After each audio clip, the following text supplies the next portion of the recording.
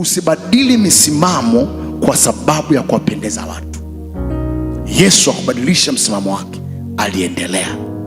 Kwenye Galatia 1:10, Galatia 1:10, usibadilishe msimamo wako ili uwapendeze watu, fanya kwa ajili ya kutimiza kusudi. Asema, maana sasa je, ni wanadamu nao washawishi au Mungu? Au nataka kuwapendeza wanadamu? Kama ningekuwa hata sasa na wapendeza wanadamu, singekuwa mtumwa wa Kristo. Nimeamua kutowapendeza wanadamu, nimeamua kufuata kanuni za ufalme. Usibadilishe misimamo kwa sababu ya watu. Watu utawabadilishia misimamo na bado watakuacha. Simamia misimamo yako, ndugu yangu. Bwana Yesu asifiwe. Simamia misimamo yako, simamia kanuni za ndoa. Usibadilishe misimamo ukaanza kuwafundisha watu mafundisho sio sawa eti kwa sababu ya kuwapendezesha wanaume. Hapana, simamia msimamo wako, simamia kanuni za kimaandiko, kanuni za kimaandiko. Usije kufanya mambo yasiyofaa eti kwa sababu ya kumtunza mume. Mungu asipoweza kumtunza mume, hakuna tendo utakaloweza kumtunza mume kwako.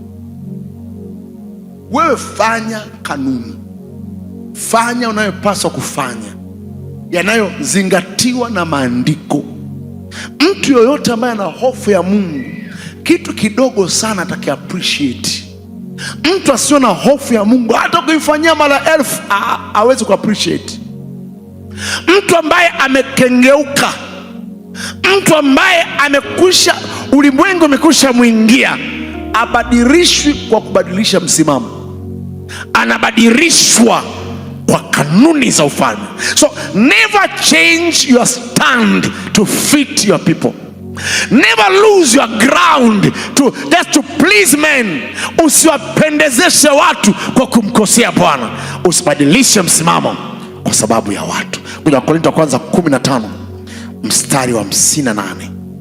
Wakorintho wa kwanza 15 nasema, basi simameni imara.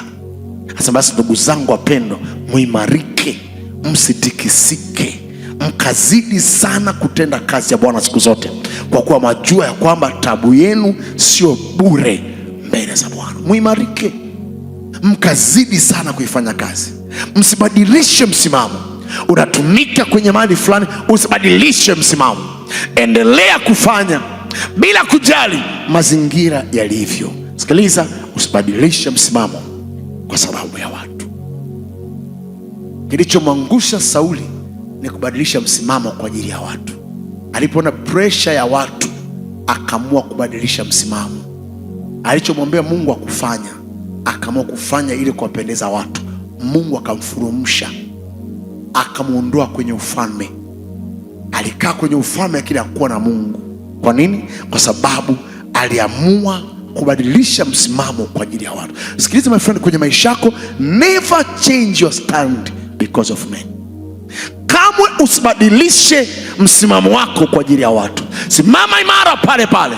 Na ninakuombea kwa mamlaka jina la Yesu, neema ya kusimamia unachokiamini pokea katika jina la Yesu.